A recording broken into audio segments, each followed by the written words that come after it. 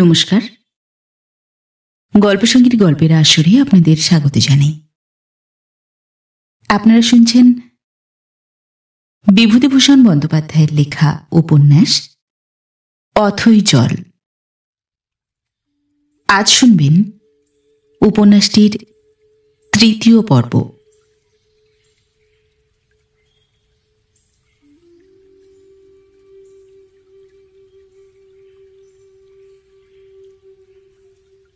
নাচের আসর থেকে উঠে চলে এলাম, গোবিন্দ দাঁড় প্রতিবাদ সত্ত্বেও।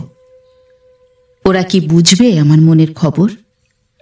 ওরা স্থূল জিনিস দেখতে অভ্যস্ত, স্থূল জিনিস নিয়ে কারবার করতে অভ্যস্ত। ওদের ভাষা আমি বুঝি না। ডাক্তারখানায় এসে দেখি কেউ নেই। কম্পাউন্ডার গিয়ে বসেছে খ্যামটার আসরে, চাকরটাও তাই। নিজে আলো জ্বালি, বসে বসে স্টোভ ধরিয়ে একটু চায়ের ব্যবস্থা করি। পুরনো খবরের কাগজ একখানা পড়েছিল টেবিলে, তাই দেখি উল্টে পাল্টে। ওই গোবিন্দ দাঁটা আবার এসে টানাটানি না করে। ও কি বুঝবে আমার মনের খবর? মাঝি কোথা থেকে এসে দাঁড়িয়ে বললে, বাবু চা খাচ্ছেন, একটু দেবেন মোরে? কিসে করে খাবে? নিয়ে এসো একটা কিছু। নারকলের মালা একটা আনবো বাবু। যা হয় করো। বাবু বাড়ি যাবেন না? না, সকালের দিকে খোঁজ করিস, এখন ঘুমিয়ে নিয়ে যা। মাঝির সঙ্গে কথা বলে যেন আমি বাস্তব জগতের সংস্পর্শে এলাম, যে জগতে আমি গ্রাম্য ডাক্তারি করে খাই। সেখানে প্রেমও নেই, চাঁদের আলোও নেই, কোকিলের ডাকও নেই। কড়া চা খেয়ে ভাবি একটু ঘুমোবো। মাঝিও চলে গেল, সম্ভবত ঘুমোতে গেল। এমন সময় নেপাল দৌড় ঠেলে ঘরে ঢুকল। বললাম, কি নেপাল, এত রাতে? বাবু আপনি শোবেন তা ভাবলাম, এখানে মশারি নেই, আমার বাড়ি যদি। বউ বলে দিলে। তোমার বউ কোথায়? খ্যামটার আসরে নাকি? নেপাল জিভ কেটে বললে, রামু, বড় বউ কখনো ওসব শুনতে যায় না। শুনে বড় সুখী হলাম নেপাল, না যাওয়াই ভালো। বাবু একটা কথা বলি, আব্দুল হামিদ আর গোবিন্দ দাঁড় সঙ্গে আপনি মিশবেন না, ওরা লোক ভালো না। সে আমি জানি, বড় বউও বলছিল। কি বলছিলেন? বলছিল ডাক্তারবাবুকে বলে দিও যেন ওদের সঙ্গে না মেশেন, ওরা কুপথে নিয়ে যাবে তাকে। কত লোককে যে ওরা খারাপ করেছে আমার চোখের উপর, তার কি বলবো আপনাকে ডাক্তারবাবু। এই বাজারে ছিল হরিপোদ্দারের ছেলে বিধু, তাকে ওরা মদে মেয়ে মানুষের সর্বশান্ত করে ছেড়ে দিলে। ওসব কিছু নয় নেপাল, নিজের ইচ্ছে না থাকলে কেউ কখনো কোথাও যায় না, ওসব ভুল কথা। আমার ইচ্ছার বিরুদ্ধে কেউ আমায় খারাপ করতে পারে না যেন। আমি যখন ও পথে নামবো তখন নিজের ইচ্ছেতেই যাব, লোকে বললেও যাব, না বললেও যাব। না, আমি এমনি কথার কথা বলছি। মশারি দিয়ে যাই? আনতে পারো। নেপাল চলে যাবার আধ ঘন্টা পরে আবার কে দৌড় ঠেলছে দেখে খিল খুলে দিতে গেলাম। গিয়ে দেখি পান্না দাঁড়িয়ে বাইরে, আসরের সাজ পরনে, ঝলমল করছে রূপ, মুখে পাউডার, জরিপার চাঁপা রঙের শাড়ি পরনে, একগোছা সোনার চুড়ি হাতে, ছোট্ট একটা মেয়েলি হাত ঘড়ি চুড়ির গোছার আগায়, চোখে সুরমা, সঙ্গে কেউ নেই। অবাক হয়ে বললাম, কি? ও কিছু না বলে ঘরে ঢুকল, বসলো একখানা চেয়ার নিজেই টেনে। আমার বুকের ভেতর তখন কিরকম করছে। আমি ওর দিকে এক দৃষ্টে চেয়েই আছি। পান্নাও কোনো কথা বলে না। আমি একবার বাইরে মুখ বাড়িয়ে চারিদিকে চেয়ে দেখলাম, কেউ নেই। ফিরে এসে একটু কড়া সুরে বললাম, কি মনে করে? পান্না আমার মুখের দিকে চোখ তুলে খানিকক্ষণ চেয়ে রইল। তারপর আবার চোখ নিচু করে ঘরের মেঝের দিকে চাইল। কোনো কথা বললে না। ঈষৎ হাসির রেখা ওর ওষ্ঠের প্রান্তে। আমি বললাম, কিছু বললে না যে? এলাম এমনি বলেই ও একটু হেসে আবার মুখ নিচু করে মেঝের দিকে চাইলে। বললাম, তুমি কি করে জানলে আমি এখানে? আমি জানি। জানো মানে কি? কে বলেছে? ও ছেলে মানুষের মতো দুষ্টুমির হাসি হেসে বললে। বলবো না। আমি রাগের সুরে বললাম, তুমি না বললেও আমি জানি। আব্দুল হামিদ, না হয় গোবিন্দ দা। পান্না এবার আমার দিকে পূর্ণ দৃষ্টিতে চেয়ে দৃঢ়স্বরে বললে, না। ও সত্যি কথা বলছে আমার মনে হলো। কৌতূহলের সুরে বললাম, তবে কে? আমি জানতে চাই। পান্না মুষ্টিবদ্ধ হাতে নিজের বুকে একটা ঘুষি মেরে বললে, এই। কি এই? এইখানে জানতে পারে। হঠাৎ কেমন একটা অদ্ভুত দৃষ্টিতে আমার মুখের দিকে চেয়ে বললে, আপনি তা বুঝবেন না।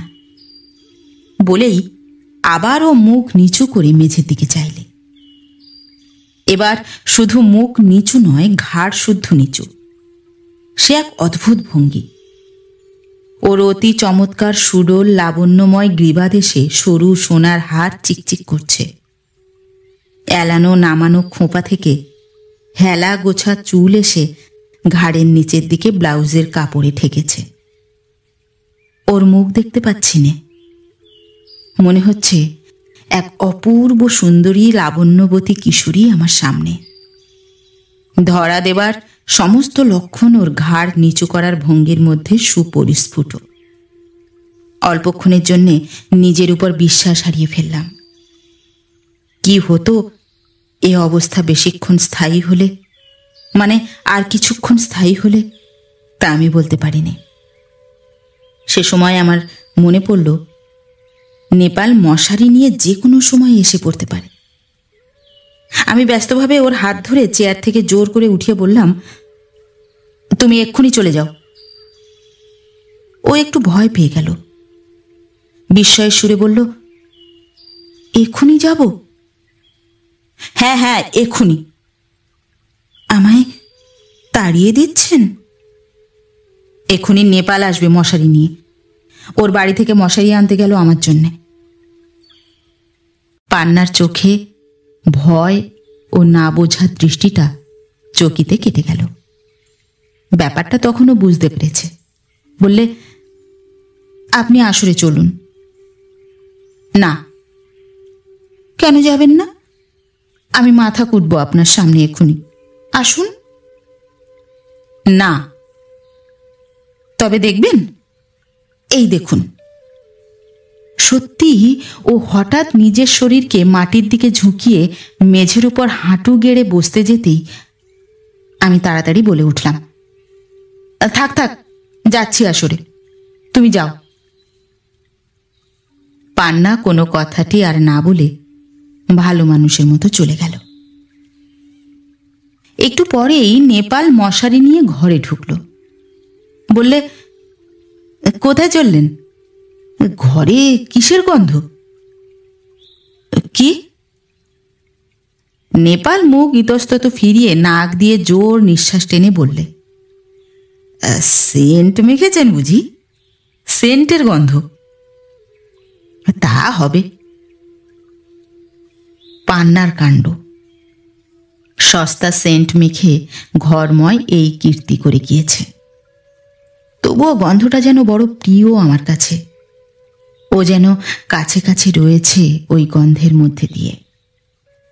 বললাম, শোবো না, একটু আসরে যাচ্ছি।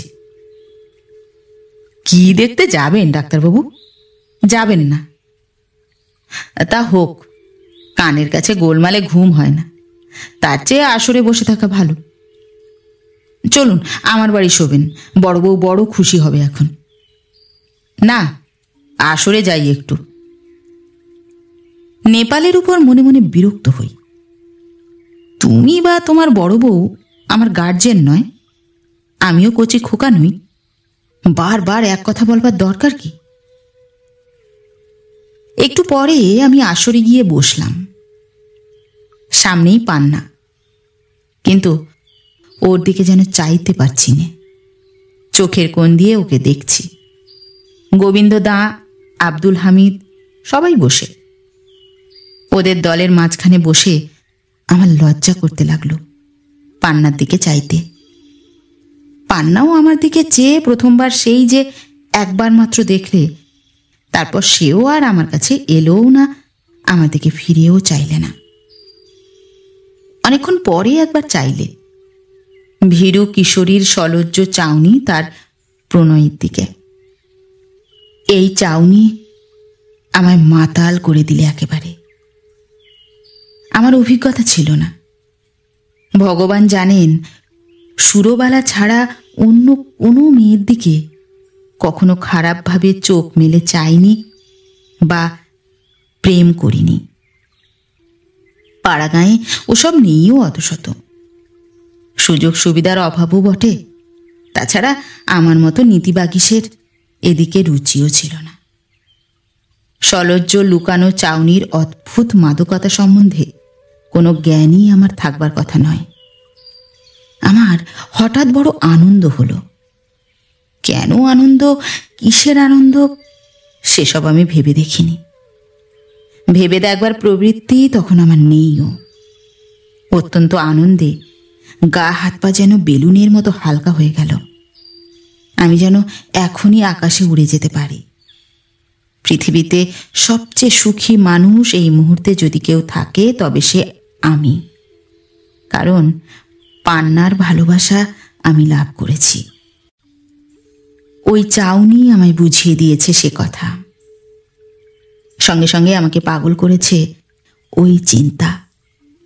আমার মনের মধ্যে আর একটা বুভুক্ষ মন ছিল, তার এতদিন সন্ধান পাইনি। আজ সে মন জেগে উঠেছে পান্নার মতো রূপসী কিশোরীর স্পর্শে। আমার মতো মধ্যবয়সী লোককে 17-18 বছরের একটি সুন্দরী কিশোরী ভালোবেসে ফেলেছে, এ চিন্তা এক বোতল উগ্র সুরার চেয়েও মাদকতা আনে। যার ঠিক ওই বয়সে ওই অভিজ্ঞতা হয়নি, সে আমার কথা কিছুই বুঝতে পারবে না। জীবনের সবকিছু অভিজ্ঞতা সাপেক্ষ। সে রস যে পায়নি, হাজার বর্ণনা দিলেও সে বুঝতে পারবে না সে রসের ব্যাপার। এই জন্যই বলেছে, অনধিকারীর সঙ্গে কোনো কথা বলতে নেই। এমন একটি অনধিকারী এই গোবিন্দদা। আব্দুল হামিদটাও তাই। স্থূল মনে ওদের অন্য কোনো রসের স্পর্শ লাগে না, স্থূল রস ছাড়া। আব্দুল হামিদ দাঁত বের করে বললে, আপনি বড় বিরসিক ডাক্তারবাবু। আমি বললাম, কেন? অমন মাল নিয়ে গেলাম আপনার ডাক্তারখানায়, আর আপনি ওসব কথা এখানে কেন? তাই বলছি। গোবিন্দ দা বললে, ছুরিটা কিন্তু চমৎকার দেখতে, যাই বলুন ডাক্তারবাবু।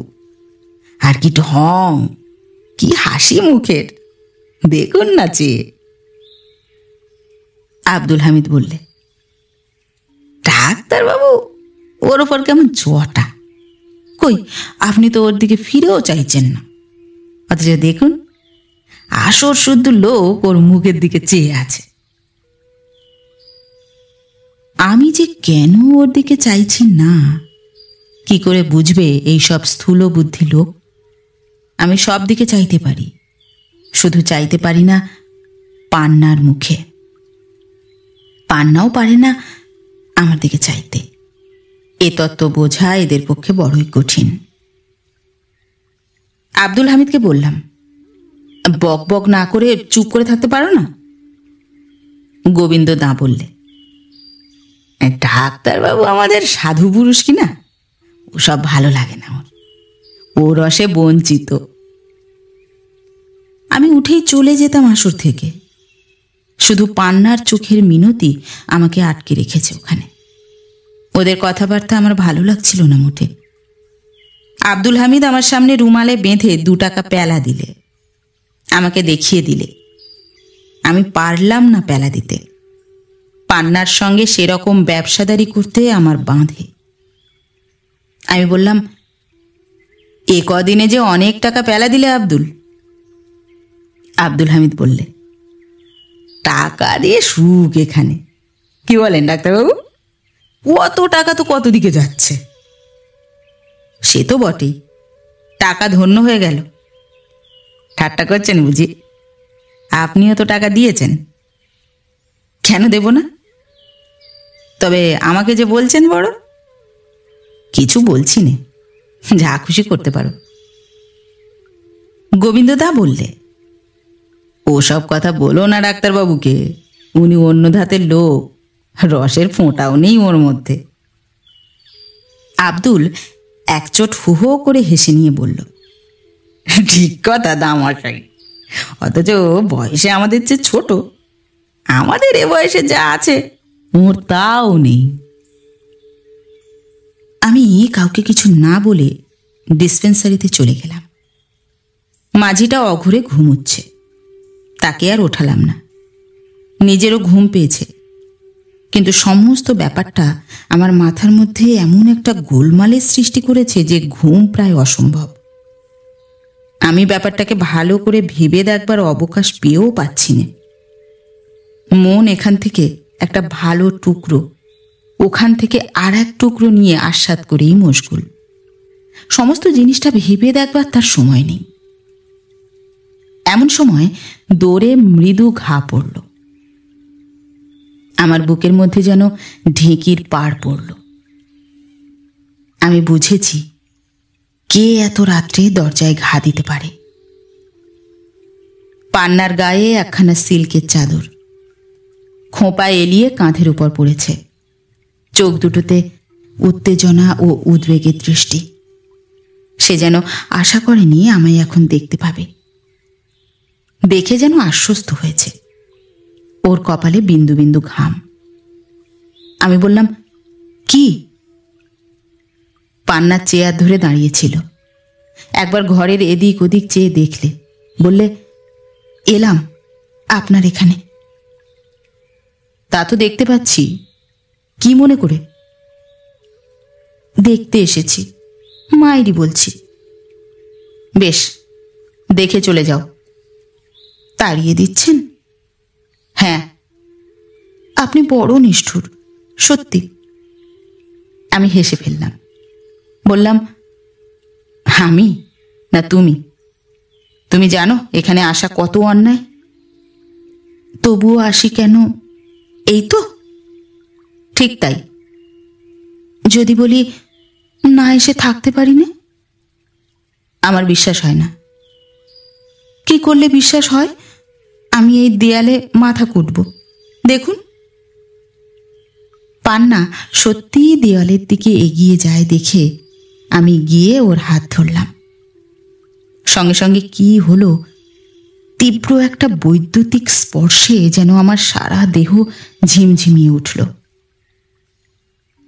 সুরবালাকে ছাড়া আমি কোনো মেয়েকে স্পর্শ করিনি তা নয়। আমি ডাক্তার মানুষ, ব্যবসার খাতিরে কতবার কত মেয়ের গায়ে হাত দিয়ে রোগ পরীক্ষা করতে হয়েছে, কিন্তু এমন বৈদ্যুতিক তরঙ্গ সঞ্চারিত হয়নি সারা দেহে। পান্না ফিক করে হেসে বললে, ছুঁলেন যে বড়। বললাম, কেন ছোব না? তুমি ম্যাথুর নও তো? আপনার চোখে তাদের চেয়েও অধম। বেশ, যদি তাই হয় তবে এলে কেন?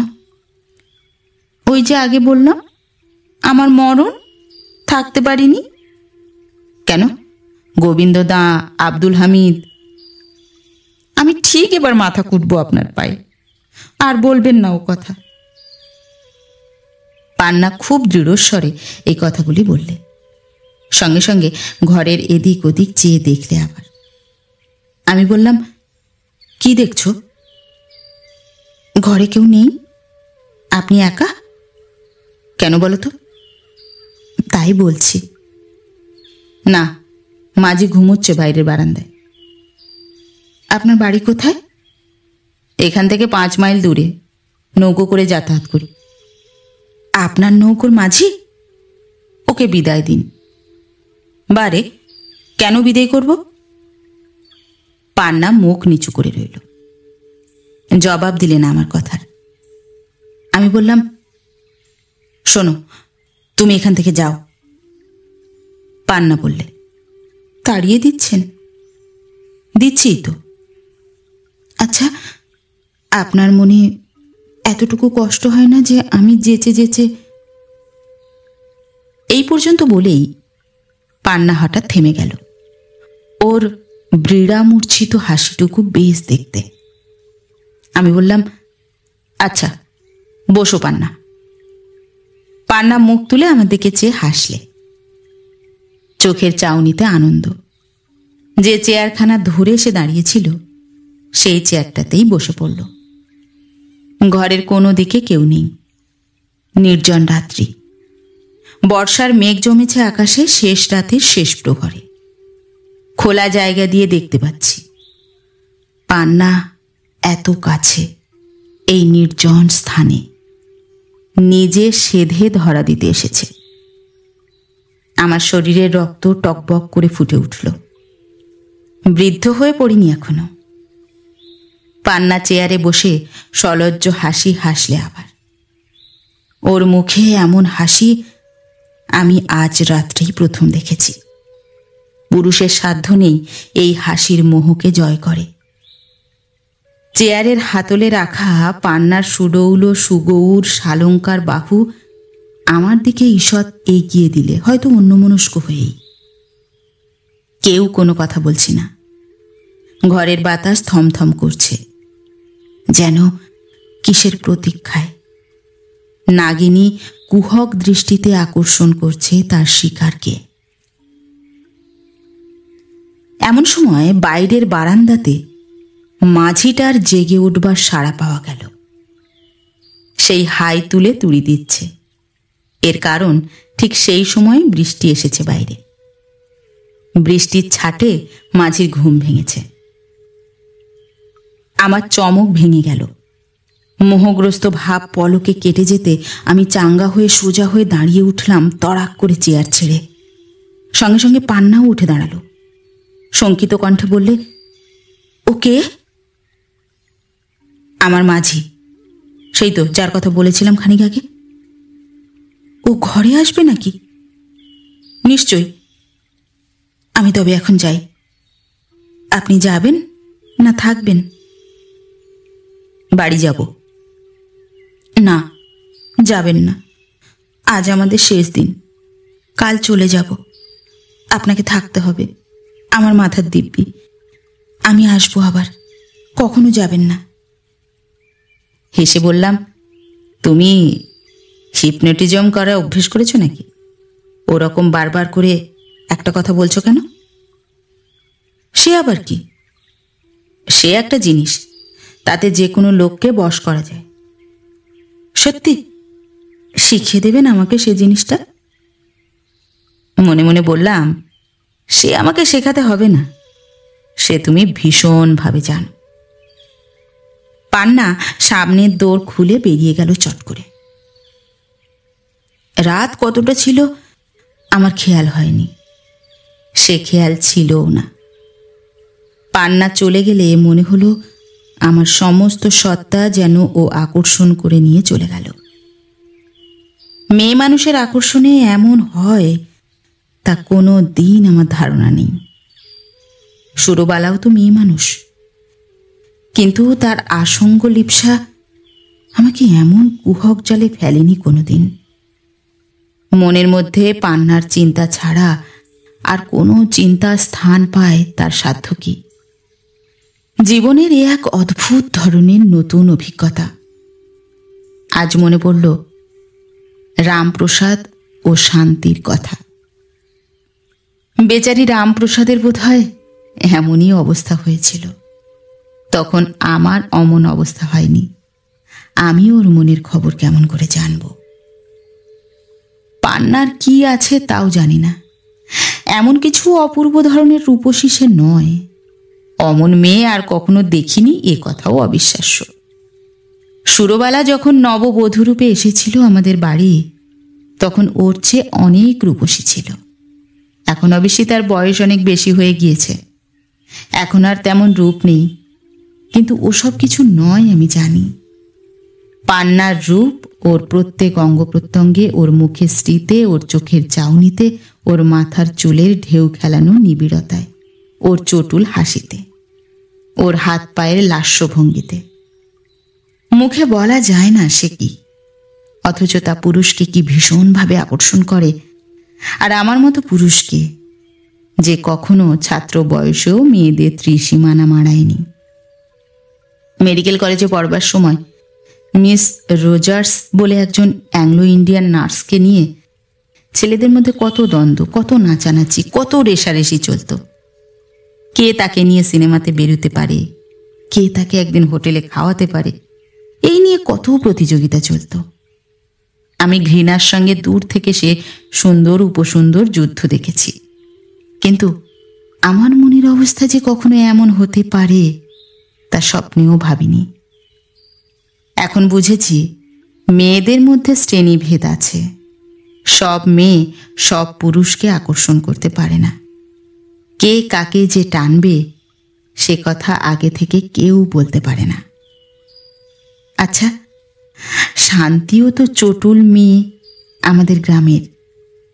শুনতে পাই অনেক পুরুষকে সে নাচিয়েছে, কিন্তু একদিনও তাকে বোন ছাড়া অন্য চোখে দেখিনি।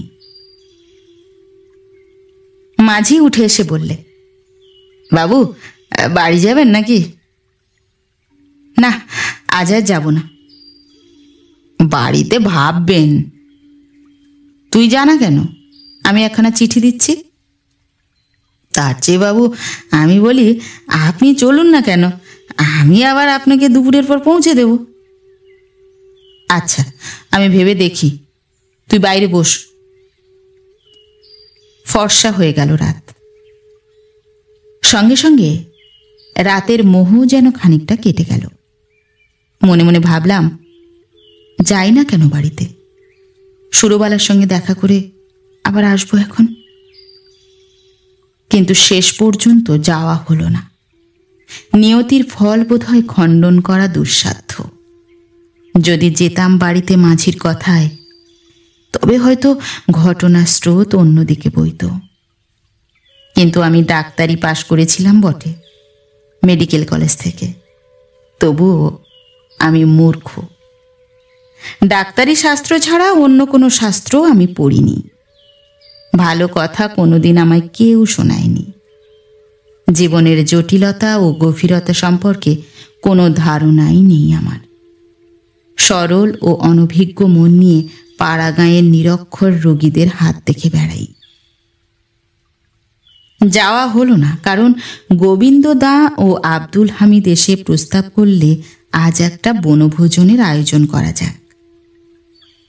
আমি দেখলাম যদি পিছিয়ে যাই তবে ওরা বলবে ডাক্তার টাকা দিতে হবে বলে পিছিয়ে গেল। ওদের মঙ্গলগঞ্জ থেকে বছরে অনেক টাকা আমি উপার্জন করি, তার কিছু অংশ ন্যায্য তো আমোদ প্রমোদের জন্য দাবি করতে পারে। বললাম, কি করতে চাও? যা চাও দেব। আব্দুল হামিদ বললে, ভালো একটা ফিস্টি। গোবিন্দ দা বললে, আপনার নৌকোটা নিয়ে চলুন মহানন্দ পাড়ার চরে, দুটো মুরগি জোগাড় করা হয়েছে, আরও দুটো নেব। পোলাও না ঘি ভাত না লুচি, যা কিছু বলবেন আপনি। আমি বললাম, আমি দাম দিয়ে দিচ্ছি জিনিসপত্রের, তবে আমাকে জড়িও না। দুজনেই সমস্বরে হইচই করে উঠল। তা কখনো হয় নাকি? আমাকে বাদ দিয়ে তারা স্বর্গে যেতেও রাজি নয়। গোবিন্দ দা বললে, কেন, মুরগিতে আপত্তি? বলুন তো, বাদ দিয়ে সে ঘাটি থেকে উত্তম মণ্ডলের ভেড়া নিয়ে আসি, 15 সের মাংস হবে। আমি বললাম, আমায় বাদ দাও। কেন বলুন? খুব সামলে গেলাম এ সময়। মুখ দিয়ে বেরিয়ে গিয়েছিল আরেকটু হলে যে আমার মন ভালো নয়। ভাগ্যিস সে কথা উচ্চারণ করিনি, ওরা তখনই বুঝে যেত। ঘুঘু লোক সব।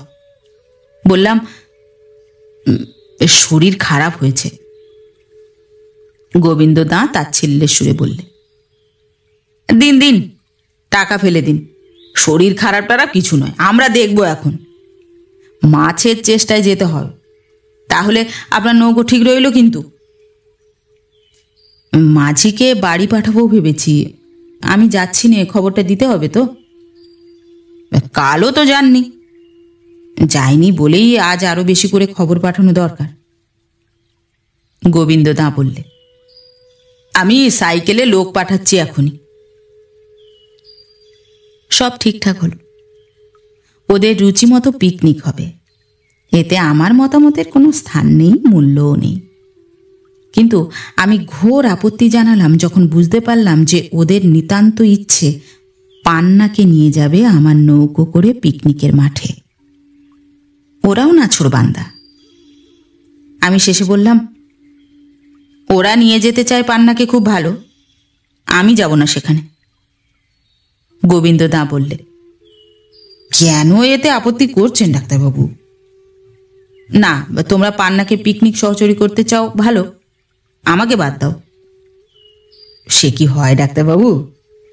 তবে পান্নাকে বাদ দেওয়া যাক, কি বলো প্রেসিডেন্ট সাহেব? প্রেসিডেন্ট আব্দুল হামিদ একগাল অমায়িক হাসি হেসে বললে, না, পান্না টান্নাকে বাদ দিতে পারি, কিন্তু ডাক্তারবাবুকে কখনো না। আমি কৃতার্থ হই। যথারীতি ওদের স্থূল রুচি অনুযায়ী বনভোজন সম্পন্ন হয়। সন্ধ্যার আগে ওরা তাড়াতাড়ি ফিরল আসরে যাবে বলে। আমি গেলুম ওদের সঙ্গে।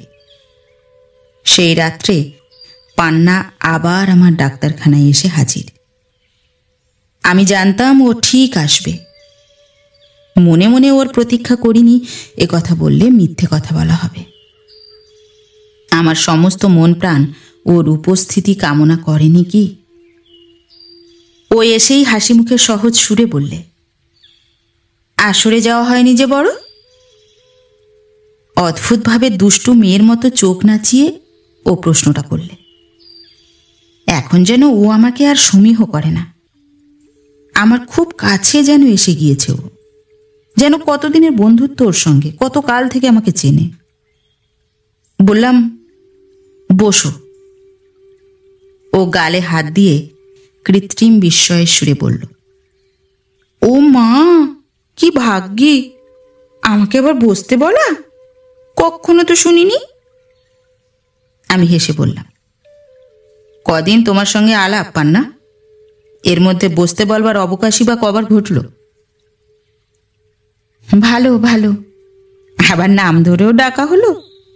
ও মা, কার মুখ দেখে না জানি আজ উঠেছিলুম, রোজ রোজ তার মুখই দেখব। মতলব কি এঁটে এসেছো বলো দেখি? পান্না হাসি মুখে ঘাড় একদিকে ঈষৎ হেলিয়ে আমার দিকে অদ্ভুত দৃষ্টিতে চেয়ে বললে, ভয়ে বলবো না নির্ভয়ে বলবো? নির্ভয়ে বলো। ঠিক ঠিক, আমার সঙ্গে কলকাতায় চলুন, আজই, এখনই। কথা শেষ করে ছুটে এসে আমার পায়ের কাছে পড়ে ফুলের মতো মুখ উঁচু করে আমার মুখের দিকে চেয়ে বললে, চলুন। ওর চোখে মিনতি ও করুণ আবেদন। অপূর্ব রূপে পান্না যেন ঝলমল করে উঠল সেই অপ্রত্যাশিত মুহূর্তে।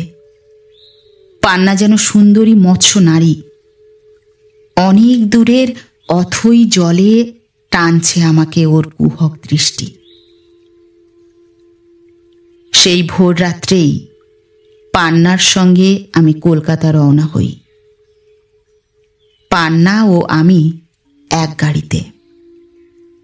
ওর সে সহচরী কোথায় গেল তা আমি দেখিনি। তাকে ও তত গ্রাহ্য করে বলে মনেও হলো না। তার বয়স বেশি, তাকে কেউ সুনজরে বড় একটা দেখে না। গাড়িতে উঠে পান্না আমার সামনের বেঞ্চিতে বসল। হু হু করে গাড়ি চলেছে। গাছপালা, গরু, পাখি ঝোপঝাড় শটশট করে বিপরীত দিকে চলে যাচ্ছে। স্টেশনের পর স্টেশন যাচ্ছে আসছে।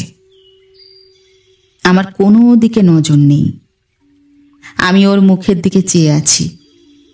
বেশি কথা বলতে পারছি না ওর সঙ্গে, কারণ গাড়িতে লোক উঠছে মাঝে মাঝে। এক একবার খুব ভিড় হয়ে যাচ্ছে, এক একবার গাড়ি ফাঁকা হয়ে যাচ্ছে। তখন পান্না আমার দিকে অনুরাগ ভরা দৃষ্টি মেলে চাইছে। মদের চেয়েও তার তীব্র নেশা। এক স্টেশনে পান্না বললে, তাহলে? ও সেই বদমাইশ ধরনের চোখ নাচিয়ে কথাটা শেষ করে। আমি জানি পান্না খুব বদমাইশ মেয়ে। দেবী হয় সুরবালাদের দল। দেবীদের প্রতি আমার কোনো মোহ নেই বর্তমানে। দেবীরা এমন চোখ নাচাতে পারে, এমন বদমাইশির হাসি হাসতে পারে, এমন ভালো মানুষকে টেনে নিয়ে ঘরের বার করতে পারে, এমন পাগল করে দিতে পারে রূপে ও লাবণ্যের লাস্যলীলায়। দেবীদের দোষ, মানুষকে এরা আকৃষ্ট করতে পারে না। শুধু দেবী নিয়ে কি ধুয়ে খাবো? আমার গোটা প্রথম যৌবন সম্পূর্ণ নষ্ট হয়ে গিয়েছে দেবীদের সংসর্গে। দূর থেকে ওদের নমস্কার করি। পান্না যে প্রশ্ন করলে তার উত্তর আমি দিলাম না। আমি এখন ওর প্রশ্নের উত্তর দেবার অবস্থায় নেই। আমার মন যেন অসীম অনন্ত আকাশে নিরবলম্ব ভ্রমণে বেরিয়েছে। দুরন্ত সে পথযাত্রা। কিন্তু পান্না যে আগ্রহ জাগিয়েছে তা পরিতৃপ্ত করতে পারবে কি? পান্নার মুখে আবার সেই দুষ্টুমি ভরা হাসি। বললে, উত্তর দিলেন না যে? আমি বললাম, পান্না, তুমি আমার সঙ্গে কত দূর যেতে পারবে? ও হাসি হাসি মুখে বললে, কেন? কলকাতায় গিয়েও কাজ নেই। সে কি কথা? কোথায় যাব তবে? আমি যেখানে বলবো। কলকাতায় যাব না, তবে আমার বাসা বাড়ি জিনিসপত্র কি হবে? থাকবো কোথায় বলুন? ওসব ভাবনা যদি ভাববে তবে আমায় নিয়ে এলে কেন? আপনার কি ইচ্ছে বলুন? বলবো পান্না? পারবে তো? হ্যাঁ, বলুন। আমার সঙ্গে নিরুদ্দেশ যাত্রায় ভাসতে পারবে? পান্না ঘাড় একদিকে বেঁকিয়ে বললে, কোথায়? যেখানে খুশি, যেখানে কেউ থাকবে না, তুমি আর আমি শুধু থাকব। যেখানে হয় যত দূরে। ঠিক ঠিক বলেই ও আবার আগের মতো হাসি হাসলি। ওর ওই হাসি আমাকে এমন চঞ্চল, এমন ছন্ন ছাড়া করে তুলেছে। নিরীহ গ্রাম্য ডাক্তার থেকে আমি দুঃসাহসী হয়ে উঠেছি ওই হাসির মাদকতায়। বললাম, সব ভাসিয়ে দিতে রাজি আছো আমার সঙ্গে বেরিয়ে? সব ভাসিয়ে দিতে রাজি আছি আপনার সঙ্গে। বলেই ও খিলখিল করে হেসে উঠল। গাড়িতে এই সময়টায় কেউ নেই। আমি ওর হাত দুটো নিজের হাতে নিয়ে বললাম, তাহলে কলকাতায় কেন? না, আপনি যেখানে বলবেন। ভেবে দেখো, সব ছাড়তে হবে কিন্তু। খ্যামটা নাচতে পারবে না, টাকা কড়ি রোজগার করতে পারবে না। পান্না যদি তখন বলতো খাবো কি, তবে আমার নেশা কেটে যেত। শূন্য থেকে আছাড় খেয়ে মাটিতে পড়ে যেতাম তখনই। কিন্তু পান্নার মুখ দিয়ে সে কথা বেরুল না। সে ঘাড় দুলিয়ে বললে, অতি অদ্ভুত কথা, অদ্ভুত সুরে বললে, তুমি আর আমি একা থাকব, যেখানে নিয়ে যেতে ইচ্ছে হয় মুজরো করতে দাও করব, না করতে দাও তুমি যা করতে বলবে করব। আমি তখন নিষ্ঠুর হয়ে উঠেছি, প্রেমের ও মোহের নিষ্ঠুরতায়, ওর মুখে তুমি সম্বোধনে। আমি বলি, যদি গাছতলায় রাখি, না খেতে দিই? মেরে ফেলো আমাকে, তোমার হাতে মেরো। তু শব্দটি যদি করি তবে বলো পান্না খারাপ মেয়ে ছিল। তোমার আত্মীয় স্বজন? কেউ নেই আমার আত্মীয় স্বজন। তোমার মা নেই? পান্না তাচ্ছিল্যের ভঙ্গিতে ঠোঁট উল্টে দুর্দান্ত বিদ্রোহের সুরে বললে, ভারী মা। বেশ, চলো তবে, যা হয় হবে। আমি কিন্তু পয়সা নিয়ে বার হইনি, তা তুমি জানো। আবার ওই কথা? বেলা 3টের সময় ট্রেন শিয়ালদা পৌঁছলে স্টেশন থেকে সোজা একখানা ঘোড়ার গাড়ি ভাড়া করে ভবানীপুর অঞ্চলের এক ক্ষুদ্র গলিতে পান্নার বাসায় গিয়ে ওঠা গেল। রাত্রে আমার ভালো ঘুম হলো না।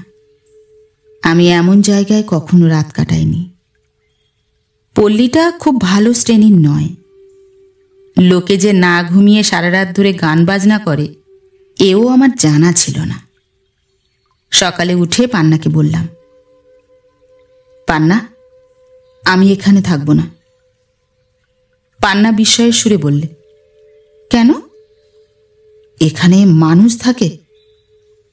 চিরকাল তো এখানে কাটালুম। তুমি পারো, আমার কর্ম নয়। আমি কি করব তুমিই বলো, আমার কি উপায় আছে? আমি এ কথার উত্তর দিলাম না। একটু পরে বেলা হলে এক প্রৌঢ়া ঘরে ঢুকে আমার দিকে 2-1 বার চেয়ে দেখে আবার চলে গেল। পান্না কোথায় গেল তাও জানি না। একাই অনেকক্ষণ বসে রইলাম। বেলা 9টার সময় প্রৌঢ়াটি আবার ঘরে ঢুকে আমায় বললে, আপনার বাড়ি কোথায়? এ প্রশ্ন আমার ভালো লাগলো না। বললাম, কেন? তাই শুধুচ্ছি। যশোর জেলায়। বুড়ি বসে পড়ল ঘরের মেঝেতে। সে ঘরের মেঝেতে সবটা গদি তোষক পাতা, তার উপরে ধবধবে চাদর বিছানো। এক কোণে 2টো রূপোর পরী, তাদের হাতে হুঁকো রাখবার খোল।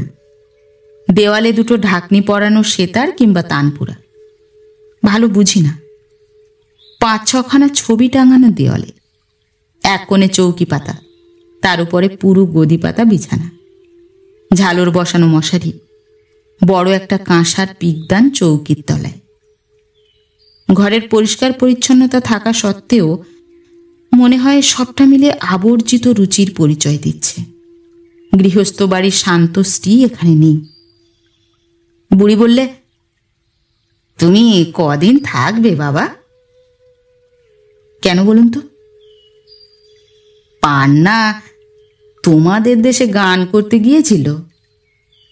হ্যাঁ, তাই যেন তুমি ওর সঙ্গে এসেছো পৌঁছে দিতে, তাই ধরুন আর কি। একটা কথা বলি, স্পষ্ট কথার কষ্ট নেই। এই ঘরে তুমি থাকতে পারবে না। ওকে রোজগার করতে হবে, ব্যবসা চালাতে হবে। ওর এখানে লোক যায় আসে, তারা পয়সা দেয়। তুমি ঘরে থাকলে তারা আসবে না। যা বলো আমি স্পষ্ট কথা বলবো বাপু, এতে তুমি রাগই করো আর যাই করো। এসেছো দেশ থেকে ওকে পৌঁছে দিতে, বেশ পৌঁছে দিয়েছ। এখন 2-1 দিন শহরে থাকো, দেখো শোনো। ঘরের ছেলে ঘরে ফিরে যাও। আমি যা বুঝি। চিড়িয়াখানা দেখেছ? সুসাইড দেখেছ? না দেখে থাকো, আজ দুপুরে গিয়ে দেখে এসো। এই সময় পান্না ঘরে ঢুকে বুড়ির দিকে চেয়ে বললে, মাসি, ঘরে বসে কি বলছো ওকে? বুড়ি ঝাঁঝের সঙ্গে বললে, কি আবার বলবো? বলছি, ভালো মানুষের ছেলে, কলকাতা শহরে এসেছো, শহর দেখে দুদিন দেখাশুনো করে বাড়ি চলে যাও। পৌঁছে তো দিয়েছো, এখন দেখো শোনো দুদিন, খাও মাখো। আমি তো না বলছি না বাপু। ও ছুঁড়ি যখনই বাইরে যায় তখনই ওর পেছনে কেউ না কেউ। সেবার খুলনে গেল, সঙ্গে এলো সেই পরেশ বাবু। পোড়ার মুখো নড়তে আর চায় না। 15 দিন হয়ে গেল তবু নড়ে না। বলে পান্নার সঙ্গে আমার বিয়ে দাও মাসি। সে কি কেলেঙ্কারি! তবে পান্না তাকে মোটেই আমল দেয়নি, তাই সে টিকতে পারল না। নইলে বাপু তা অমন কত এলো কত গেল। পান্না বললে, আহ মাসি, কি বলছো বসে বসে, যাও। বুড়ি হাত পা নেড়ে বললে, যাবো নাকি থাকতে এসেছি? তোমার ঘাড়ে বাসা বেঁধে বসেছি? এখন অল্প বয়স, বয়স ধরছে ভয়ানক জিনিস। হিত কথা শুনবি তো এই মাসির মুখেই শুনবি। বেচাল দেখলে রাস কে আর টানতে যাবে, কার দায় পড়েছে। বুড়ি গজগজ করতে করতে উঠে চলে গেল। আমি পান্নাকে অনেকক্ষণ দেখিনি। অনুযোগের সুরে বললাম, আমি বাড়ি চলে যাব আজ, ঠিক বলছি। কেন কেন? ওই বুড়ির কথায়? তুমি? সেজন্যে না। তুমি এতক্ষণ কোথায় ছিলে? এই। পান্না মুখে কাপড় দিয়ে খিলখিল করে হেসে উঠল। আমি রাগের সঙ্গে বললাম, হাসছো যে বড়। ও বললে, তোমার কথা শুনলে না হেসে থাকা যায় না। তুমি ঠিক ছেলে মানুষের মতো। আমি এমন মানুষ যদি কখনো দেখেছি। বলেই হাত দুটো অসহায় হাস্যের ভঙ্গিতে উপরের দিকে ছুঁড়ে ফেলবার মতো তুলে আবার হাসতে লাগলো। ওর সেই অপূর্ব ভঙ্গি, হাত ছোঁড়ার, সারা দেহের ঝলমলে লাবণ্য, মুখের হাসি আমাকে সব ভুলিয়ে দিলে। ও আমার কাছে এসে আমার হাত ধরে বললে, তুমি চলে গেলেই হলো, মাই পায়ে মাথা কুটবো না? আমাকেও চা দিয়ে গেল। বললে, খাবে কিছু? সুরবালার কথা মনে পড়ল। সুরবালা এমন বলতো না, খাবার নিয়ে এসে রাখতো সামনে। আমি জানি এদের সঙ্গে সুরবালাদের তফাৎ কত। না জেনে বোকার মতো আসিনি। সুরবালা সুরবালা, পান্না পান্না, এ নিয়ে বিনিয়ে বাক্য বিন্যাস করে কোনো লাভ নেই। পান্না খাবার নিয়ে এলো। 4খানা তেলে ভাজা নিমকি, 1 মুঠো ঘুগনি দানা, 2খানা পাঁপড় ভাজা। এই প্রথম ওর হাতের জিনিস আমাকে খেতে হবে। মন প্রথমটা বিদ্রোহ করে উঠেছিল, কিন্তু তারপরেই শান্ত হয়ে এলো। কেন খাবো না ওর হাতে? একটা কথা আমার মনে খচখচ করে বাজছিল। পান্নার ঘরে লোক আসে রাত্রে, বুড়ি বলছিল। যতবার এই কথাটা মনে ভাবি ততবার যেন আমার মনে কি কাঁটার মতো বাজে। বললাম কথাটা পান্নাকে। পান্না বললে, কি করতে বলো আমায়? এসব ছেড়ে দাও। হয় পান্না খুব চালাক মেয়ে, নয় আমার অদৃষ্ট লিপি। আবার পান্না বললে, যা তুমি বলবে। সে বললে না, খাবো কি, চলবে কিসে, প্রভৃতি নিতান্ত রোম্যান্স বর্জিত বস্তুতান্ত্রিক কথা। কেন বললে না কতবার ভেবেছি।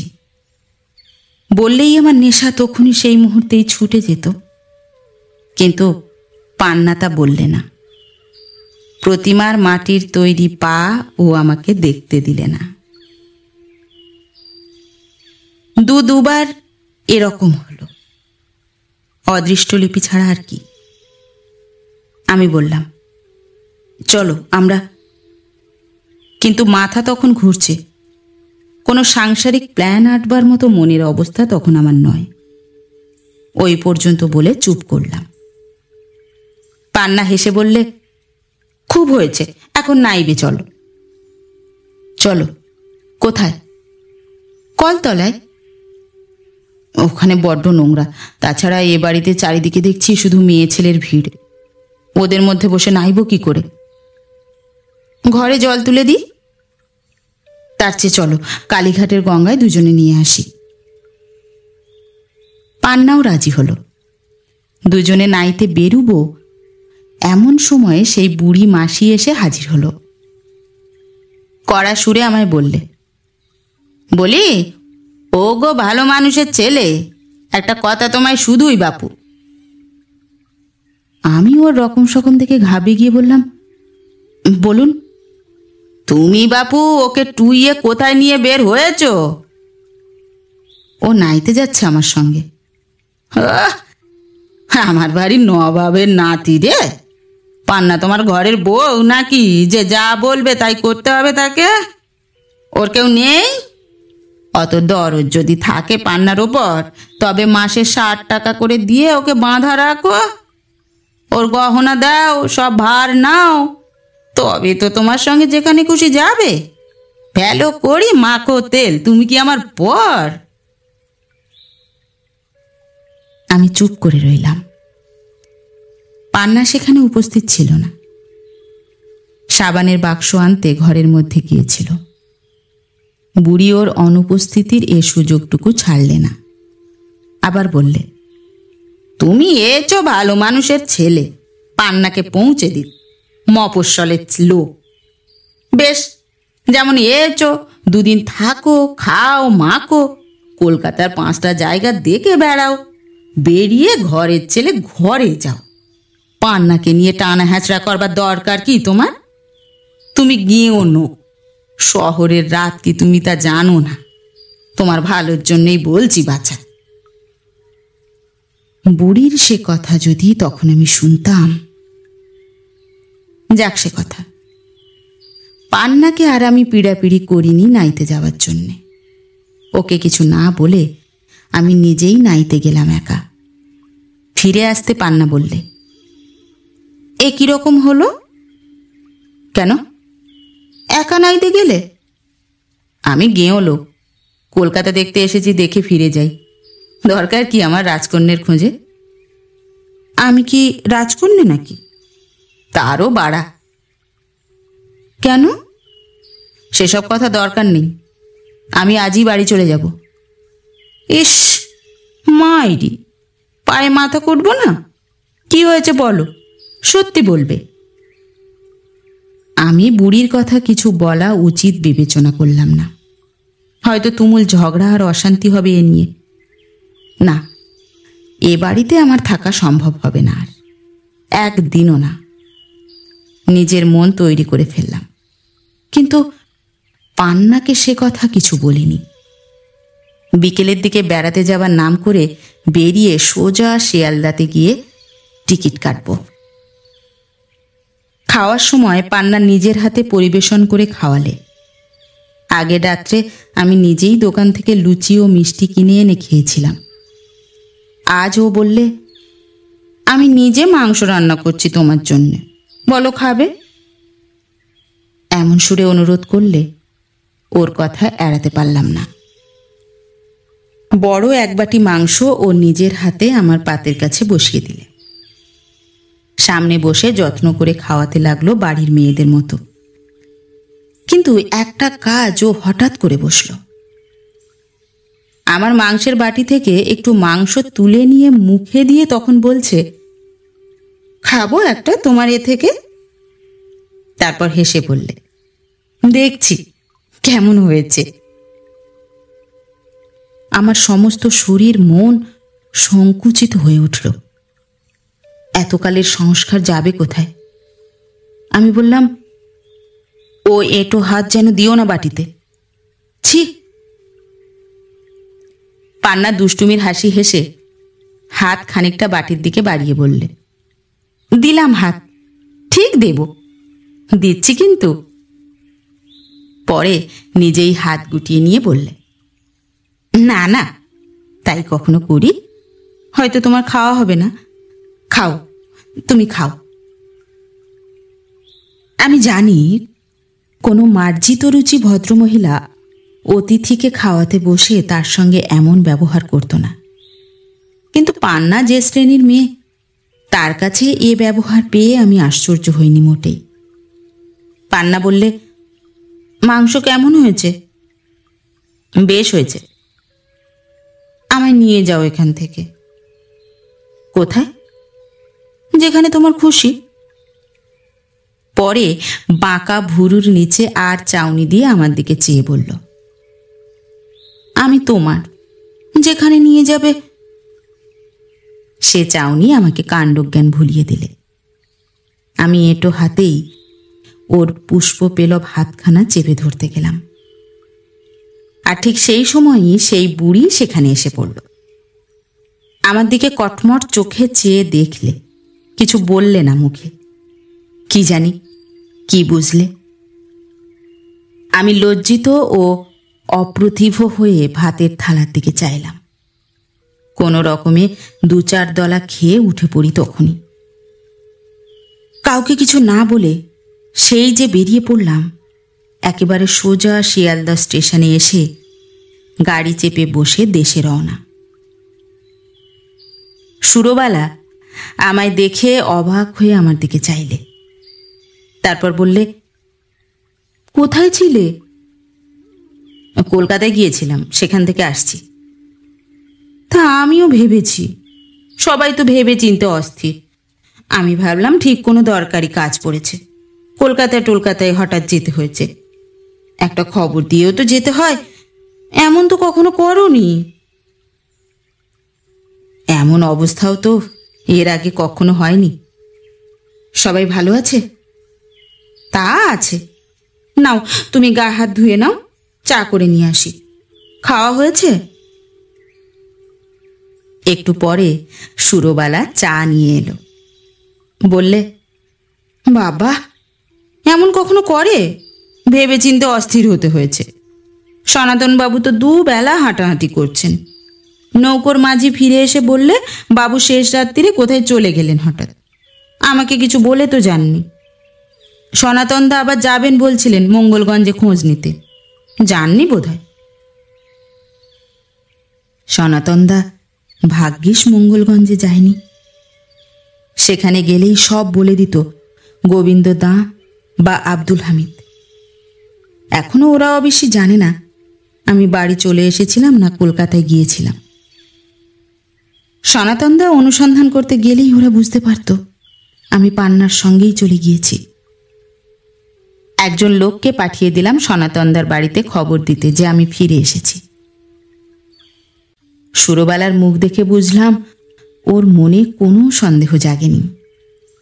ওর মন তো আমি জানি, সরলা শান্ত স্বভাবের মেয়ে, অত শত ও কিছু বোঝে না। ও আমাকে খাওয়াতে মাখাতেই ব্যস্ত হয়ে পড়ল। তবুও আমার মুখের দিকে চেয়ে চেয়ে ও যেন কি দেখলে।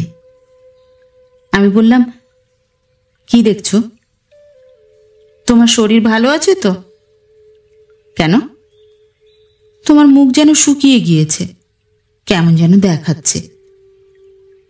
হেসে উড়িয়ে দেবার ভঙ্গিতে বললাম, ও এই?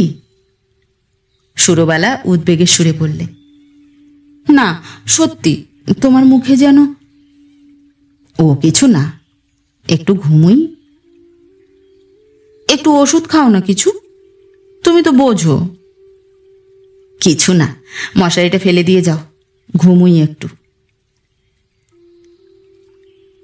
সকালে সনাতনদা এসে হাজির হলো। বললে, এ কি হে, তুমি হঠাৎ কোথাও কিছু নয় কোথায় চলে গেলে? বৌমা কেঁদে কেটে অস্থির। বললাম, কলকাতায় গিয়েছিলাম।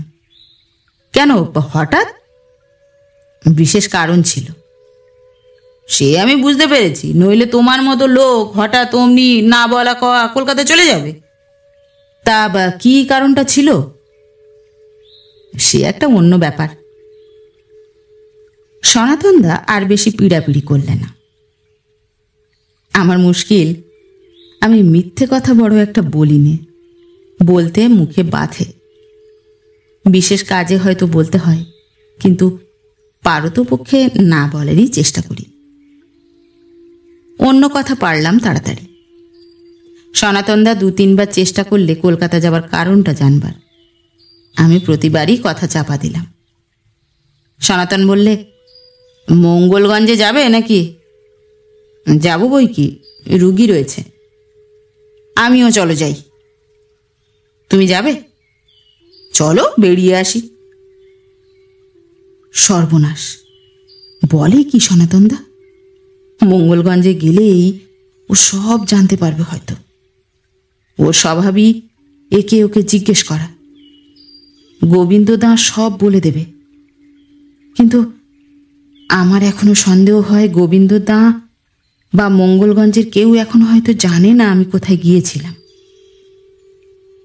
সনাতনদা বললে, কবে যাবে? দেখি কালই যাব হয়তো। সনাতনদা চলে গেল। আমি তখনই সাইকেল চেপে মঙ্গলগঞ্জে যাবার জন্য তৈরি হলাম। আগে সেখানে গিয়ে আমায় জানতে হবে, নয়তো সনাতনদাকে হঠাৎ নিয়ে যাওয়া ঠিক হবে না। সুরবালাকে বলতেই সে ব্যস্তভাবে বললে, না গো না, এখন যেও না। আমার বিশেষ দরকার আছে, মঙ্গলগঞ্জে যেতেই হবে। খেয়ে যাও। না, এসে খাবো।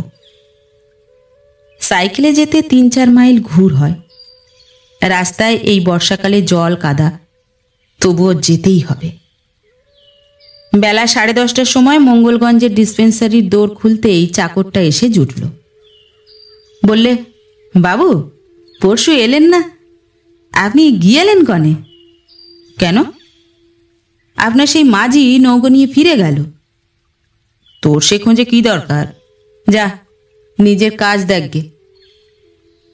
একটু পরে গোবিন্দদা এলো কার মুখে খবর পেয়ে। ব্যস্তভাবে বললে, ডাক্তার, ব্যাপার কি? কোথায় ছিলেন?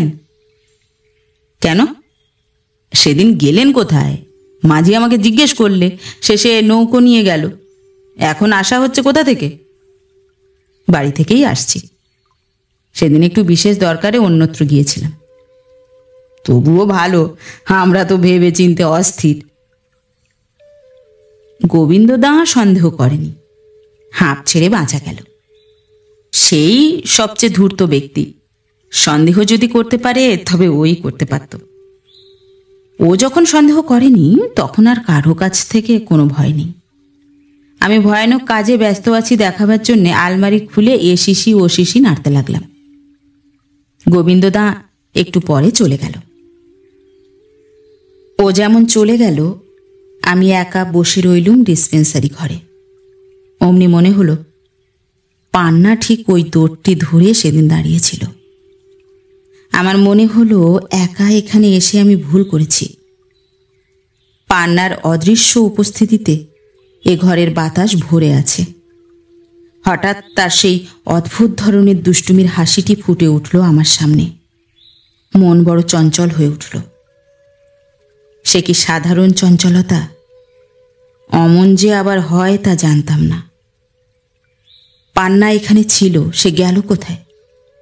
সেই পান্না, অদ্ভুত ভঙ্গি, অদ্ভুত দুষ্টুমির হাসি নিয়ে। তাকে আমার এক্ষুনি দরকার, না পেলে চলবে না। আমার জীবনে অনেকখানি জায়গা যেন ফাঁকা হয়ে গিয়েছে। সে শূন্যতা যাকে দিয়ে পুড়তে পারে সে এখানে নেই, কত দূর চলে গিয়েছে। আর কি তাকে পাবো? পান্নার অদৃশ্য আবির্ভাব আমাকে মাতাল করে তুলেছে। ওই চেয়ারটাতে সেদিন সে বসেছিল। এখান থেকে ডিসপেন্সারি উঠিয়ে দিতে হবে। পকেট খুঁজে দেখি মোটে 2 টাকা। বিষ্ণু সাধু খাঁর দোকান পাশেই। তাকে ডাকিয়ে বললাম, 10টা টাকা দিতে পারবে? ডাক্তারবাবু, প্রাতঃপ্রণাম। কোথায় ছিলেন? বাড়ি থেকে আসছি, টাকা কটা দাও তো। নিয়ে যান। তার দোকানের ছোকরা চাকর মাদার এসে একখানা নোট আমার হাতে দিয়ে গেল। আমি সাইকেলখানা ডিসপেন্সারির মধ্যে চাবি দিয়ে রেখে স্টেশনে চলে এলাম। 2.5 ক্রোশ রাস্তা হাঁটতে হলো সেজন্যে। পান্না আমায় দেখে অবাক। সে নিজের ঘরের সামনে চুপ করে একখানা চেয়ারে বসে আছে, কিন্তু সাজগোজ তেমন নেই, মাথার চুলও বাঁধা নয়। আমি হেসে বললাম, ও পান্না, তুমি? কেন, ভূত দেখলে নাকি? তুমি কেমন করে এলে তাই ভাবছি। কেন, আসবো না? সত্যি তুমি আমার এখানে এসেছো? পান্না যে আমাকে দেখে খুব খুশি হয়েছে সেটা তার মুখ দেখেই আমি বুঝতে পারলাম। ওরে আনন্দ কৃত্রিম নয়। পান্না আমার হাত ধরে টেনে নিয়ে গিয়ে খাটের উপর বসিয়ে একখানা হাত পাখা এনে বাতাস করতে লাগলো। ওরে যত্ন ও আগ্রহ যে নিছক ব্যবসাদারি নয় এটুকু বোঝবার মতো বুদ্ধি ভগবান আমাকে দিয়েছেন। আমি ওর মুখের দিকে চেয়ে দেখলাম বেশ একটু তীক্ষ্ণ দৃষ্টি দিয়ে। সে মুখে ব্যবসাদারির ধাঁজও নেই। আমি বিদেশ থেকে ফিরলে সুরবালার মুখ এমনই উজ্জ্বল হয়ে ওঠে, কিন্তু সুরবালার এ লাবণ্য ভরা চঞ্চলতা এত প্রাণের প্রাচুর্য নেই। এমন সুন্দর অঙ্গভঙ্গি করে সে হাঁটতে পারে না, এমন বিদ্যুতের মতো কটাক্ষ তার নেই, এমন দুষ্টুমির হাসি তার মুখে ফোটে না। পান্না বললে, দেশে গিয়েছিলে? হ্যাঁ। তবে এলে যে আবার? তোমায় দেখতে। সত্যি বলো না? বিশ্বাস করো, আজ মঙ্গলগঞ্জ থেকে সোজা তোমার এখানে আসছি। কেন বলো, বলতেই হবে। বলবো না? বলতেই হবে, লক্ষ্মীটি। তোমার জন্যে মন কেমন করে উঠল। তুমি সেদিন দৌড় ধরে দাঁড়িয়েছিলে, সে জায়গাটা দেখেই মন বড় অস্থির হলো, তাই ছুটে এলাম। খুব ভালো করেছো। জানো, আমি মরে যাচ্ছিলাম তোমার সঙ্গে দেখা করবার জন্যে। তুমি যে দিনটি চলে গেলে সেদিন থেকে।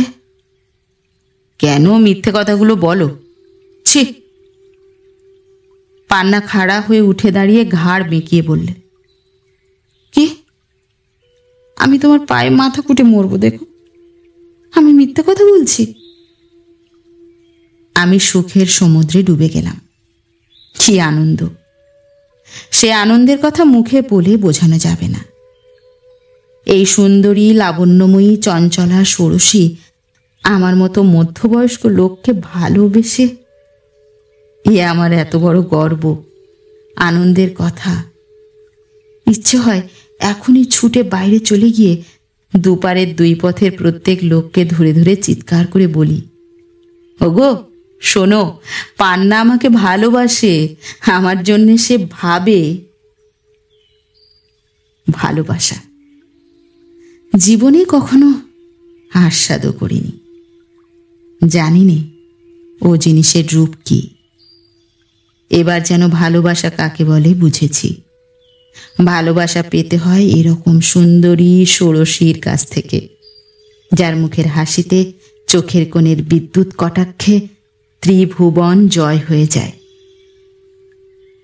কেন, আমি আজ 13 বছর হলো বিয়ে করেছি। সুরবালা কখনো ষোড়শী ছিল না? সে আমাকে ভালোবাসে না? মেয়েদের ভালোবাসা কখনো কি পাইনি? সে কথার জবাব কি দেব আমি নিজেই খুঁজে পাই না। কে বলে সুরবালা আমায় ভালোবাসে না? কিন্তু সে এ জিনিস নয়, তাতে নেশা লাগে না মনে। সে জিনিসটা বড্ড শান্ত, স্থির, সংযত। তার মধ্যে নতুন আশা করবার কিছু নেই, নতুন করে দেখবার কিছু নেই। ও কি বলবে আমি তা জানি, বলতেই তাকে হবে। সে আমার বাড়ি থাকে, খায়, পড়ে, ভালো মিষ্টি কথা তাকে বলতে হবে। তার মিষ্টি কথা আমার দেহে মনে পুলক জাগায় না। সুরবালা কোনো কালেই এরকম সজীব প্রাণচঞ্চলা সুন্দরী ষোড়শী ছিল না, তার চোখে বিদ্যুৎ ছিল না। পান্নার হাত ধরে বসিয়ে দিয়ে বললাম, বসো, ছেলে মানুষই করো না। তাহলে বললে কেন অমন কথা? ঠাট্টা করছিলাম। তোমার মুখে কথাটা আমার শুনতে চাচ্ছিলাম। চা করি? তোমার ইচ্ছে। কি খাবে বলো? আমি কি জানি। আচ্ছা বসো, লক্ষ্মী হয়ে বসো, ভালো হয়ে বসো, পা তুলে বসো, পা ধুয়ে জল দিয়ে মুছিয়ে দেব। রাজার ধন এক মানিক। বসো। যাও। আমি বসে একটা সিগারেট ধরিয়েছি। এমন সময় পান্নার মাসি সেই বুড়ি এসে আমার দিকে কটমট করে চাইলে। আমি একটু বিব্রত হয়ে পড়লাম, যেন প্রাইভেট টিউটর ছাত্রকে দিয়ে বাজারের দোকানে সিগারেট কিনতে পাঠিয়ে ছাত্রের অভিভাবকের সামনে পড়ে গিয়েছে। বুড়ি আরও কাছে এসে বললে, সেই তুমি না সেদিন চলে গেলে? গলা ভিজিয়ে বলি, হ্যাঁ। তা আবার এলে যে? একটু কাজ আছে। কি কাজ? কলকাতার কাজ, এই হাট বাজারের। তোমার দোকান টোকান আছে নাকি? হ্যাঁ, ওষুধের দোকান। ওষুধ কিনতে এসেছো? তা এখানে কেন?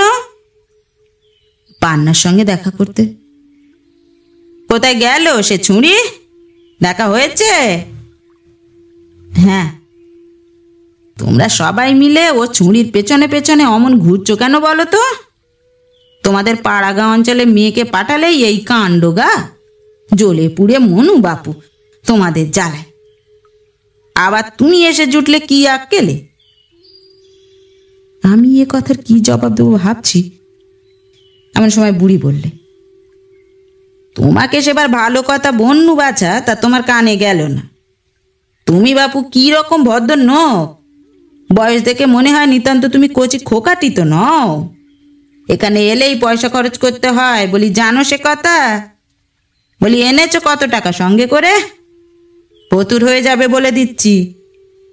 শহুরে বাবুদের সঙ্গে টেক্কা দিয়ে টাকা খরচ করতে গিয়ে একেবারে ফতুর হয়ে যাবে। এখনো ভালোই ভালোই বাড়ি চলে যাও। যাবই তো, থাকতে আসিনি। সে কথা ভালো, তবে এত ঘন ঘন এখানে নাই বা এলে বাপু?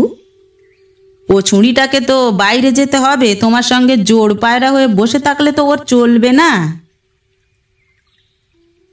এমন সময় পান্না খাবারের রেকাপ ও চায়ের পেয়ালা হাতে ঘরে ঢুকে বললে, কি মাসি, কি বলছো ওকে?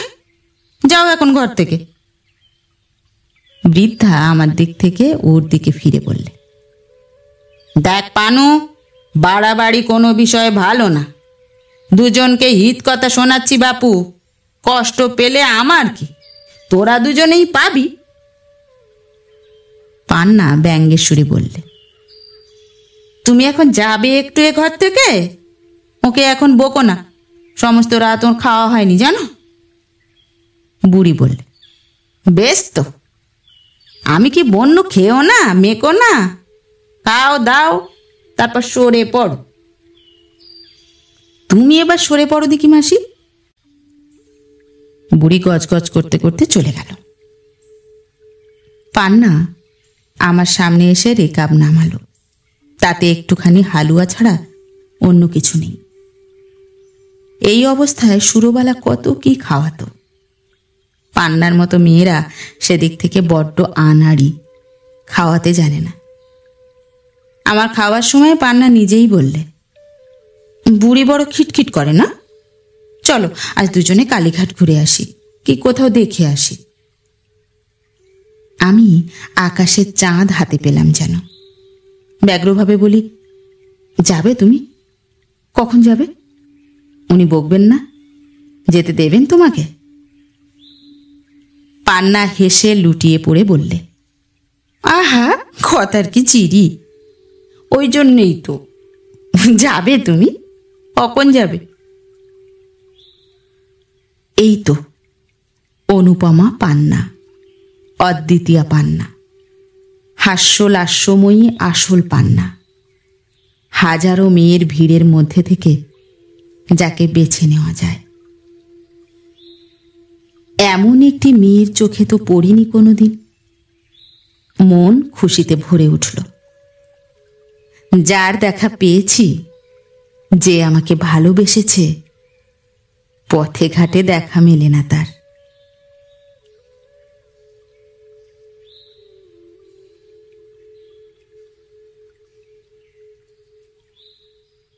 নমস্কার। উপন্যাসটির পরবর্তী পর্ব নিয়ে খুব শিগগির ফিরে আসছি। ততক্ষণ সবাই ভালো থাকবেন, সুস্থ থাকবেন। উপন্যাসটি শুনতে আপনাদের কেমন লাগছে অবশ্যই জানাতে ভুলবেন না। ধন্যবাদ।